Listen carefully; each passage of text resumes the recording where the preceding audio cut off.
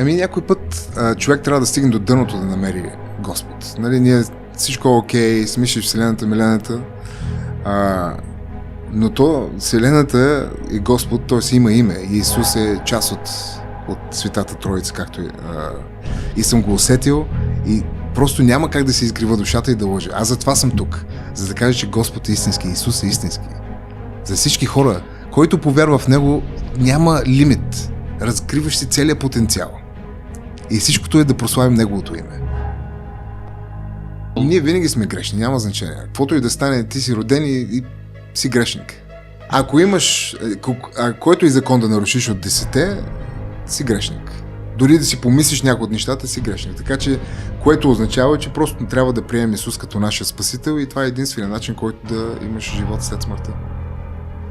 Твоя личен опит с Него, твой личен път, не да гледай другите. Защото всеки на пътя през Господ, чрез Господ е различен. Не може да е един и същи. Твоя с моя, с Неговия.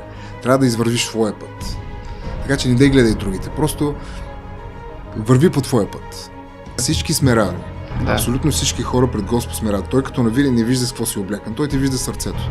И като ти е чисто сърцето и продължаваш напред в твоите мечти, няма какво да те спре. Защото искам да покажа, че както казах, аз винаги си го говоря. С чисто сърце и в името на Господ, като знаеш, че Господ гледа всяка твоя крачка, ти няма как да си позволиш да направиш нещо от тук или някой да извъртиш или някой. Аз идвам с чисто сърце да направя всичко от себе си за хората. В името на Господа и да прославя Неговото име. Жените чакат спасение тук. Стоят по баровете и чакат някой да ги спаси. Това съм забелязал. Хора, все някой трябва да дойде да ги спаси. И после, да речем, идва Спасителя. Човекът е Хикс, Спасителя. И този човек Хикс, да кажем, че се жени за това спасено момиче. И после този човек Хикс си фаща второ момиче, и трето момиче, и четвърто момиче. Жената Хикс го знае това. Обаче жената Хикс е спасена. Тя няма нищо без това. И тя си фаща второ момиче, трето момиче и става Содом и Гомор накрая. В такова общество живеем. Аз ги виждам. И за един месец го разбрах това. Говориш тук за българска почва? Да. Говоря специално за България. За нищо друго. Как го разбра? Като ги гледам, те се виждат всичките. Да. И се миксират и се чифтосват, накрая ще окажат братовчери половината. Много е зле положението. Аз ти казвам, Содом и Гомора. И затова всеки ден сега гледам историята на Содом и Гомора и чета и я гледам да си потвърда нещата. Защото то ти говори. То ти говори, че не е правилно, че е така. И ти колкото повече го потискаш, то ще спира ти говори. Спира ти говори. Дори ако искаш го приеми като Господа ти говори. Той ти казва кои са правилните и неправилните неща. И ти колкото повече го игнориш, той толкова повече ще се оттегли. И накрая ти не знаеш кое е доброто и кое е лошото. И всичко за теб няма значение, защото нито имаш страх от Господ, нито имаш закони, това е ясно, че има, ама никой не ги спазва, защото просто живеем в голо оръжие 2,1 и просто трябва човек да има страх, за да може да има някакъв ред. Докато като нямаш страх, всичко е анархия. И затова сме в това положение, защото никой няма страх от нищо. Сега колко е по-лесно да са един за друг? Колко е по-лесно аз да обичам теб, ти да обичаш мен, да се помагаме? Вместо да се псуваме или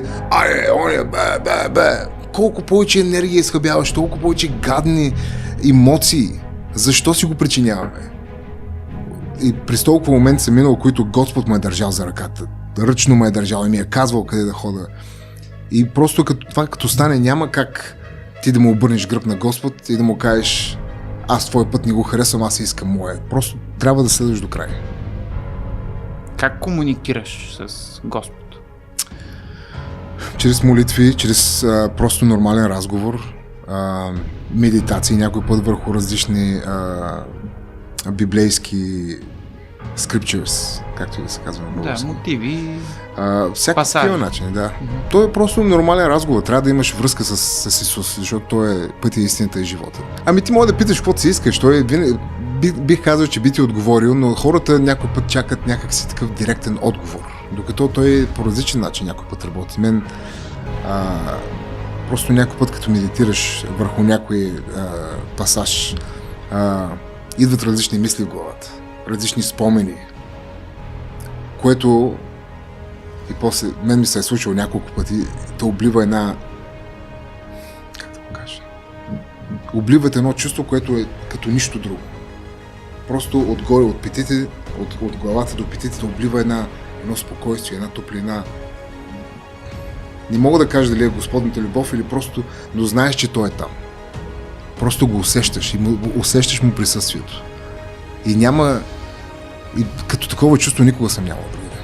Няма значение на кой ринг, на кой съм се бил, като Господната любов няма друго като нея.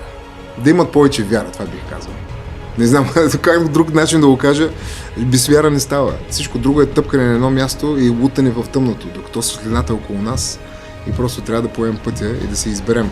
Да изберем днеска, както е казано в Библията, на кой ще служиш. Избираш Господ или дявола.